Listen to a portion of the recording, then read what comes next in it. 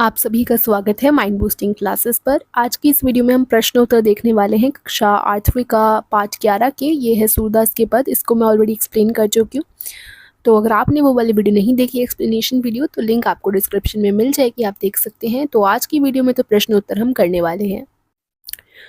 तो शुरुआत करते हैं पहले प्रश्न से। बालक श्री कृष्ण किस लोभ के कारण दूध पीने के लिए तैयार हुए? उत्तर होगा माता यशोदा ने श्री कृष्ण को बताया कि दूध पीने से उनकी चोटी बलराम भैया की तरह हो जाएगी। श्री कृष्ण अपनी चोटी बलराम जी की चोटी की तरह मोटी और बड़ी करना चाहते थे। इस लोभ के कारण वे दूध पीने के लिए तैयार हुए। तो कच्चा दूध जो हमारे पहले पद में बताया गया था कि कच्चा दूध वो पिया करते थे। और क्यों वो माने थे? क्योंकि उन्हें अपनी चोटी लंबी चाहिए थी, अपने बलराम भैया की तरह। प्रश्न 2 है, श्री कृष्ण अपनी चोटी के विषय में क्या क्या सोच रहे थे? तो वो चाहते थे कि लंबी और मोटी हो जाए उनकी चोटी अपने भैया की तरह। तो वो इसी विषय में सोच रहे थे कि उनकी चोटी भी बलराम भैया की तरह लंबी मोटी हो जाएगी, फिर वह नागिन जैसी लहराएगी।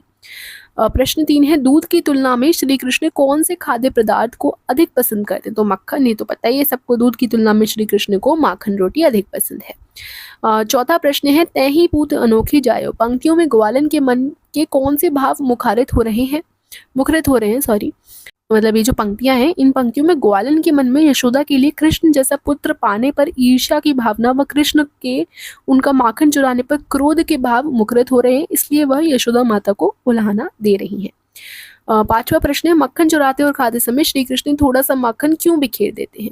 श्री कृष्ण को माखन ऊंचे टंगे छींकों से चुराने में दिक्कत होती थी, इसलिए माखन गिर जाता था। तथा चुराते समय वे आधा माखन खुद खाते थे और आधा अपने सखाओं को खिलाते थे, जिसके कारण मक्खन जगह जगह जमीन पर गिर जाता था। उसके बाद दोनों पदों में से आपको कौन सा पद अधिक अच्छा लगा और क्यों? तो ये तो आप खुद से लिखेंगे।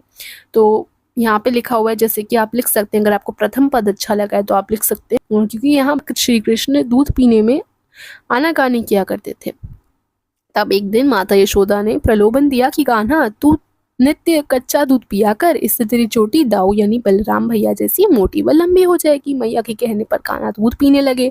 अधिक समय बीतने पर श्री कृष्ण अपने बालपन के कारण माता से अनुनय विनय करते हुए पूछते हैं कि तुम्हारे कहने पर मैंने दूध पिया, पर फिर भी मेरी चोटी नहीं बढ़ रही है।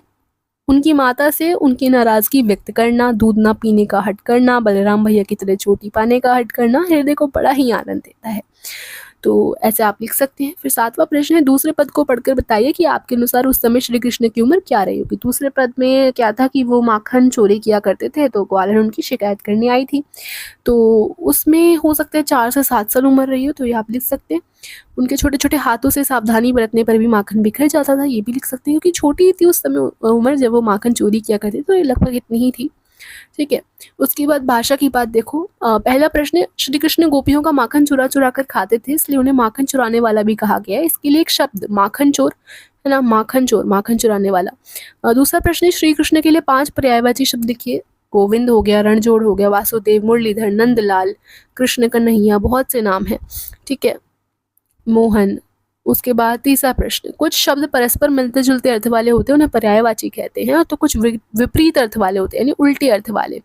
तो पर्यायवाची मिलते जुलते अर्थ वाले होते हैं। ठीक है, और समानार्थी शब्द भी उन्हें कहा जा सकता है। और जो विपरीत अर्थ वाले होते हैं, यानी अपोजिट वर्ड्स जो होते हैं, उन्हें विपरीतार्थक शब्द यानी कि विलोम शब्द कहा जाता है। तो पर्यायवाची आपको क्या करना है, पर्यायवाची चंद्रमा, शशि, इंदु, राका, मधुकर यहाँ पे दे रखे हैं, विपरीतार्थक हैं। पाठ में से पाठों से दोनों प्रकार के शब्द को खोजकर लिखिए। अच्छा, तो आपको कुछ पर्यायवाची शब्द लिखने हैं पाठ में से और कुछ विलोम शब्द लिखने हैं। तो पर्यायवाची तो देखो ये हो गए, बेनी चोटी, मैया जननी माँ माता, दूध दुग्ध पय गोरस, काड़त गोहत, बलराम दाऊ हलदर।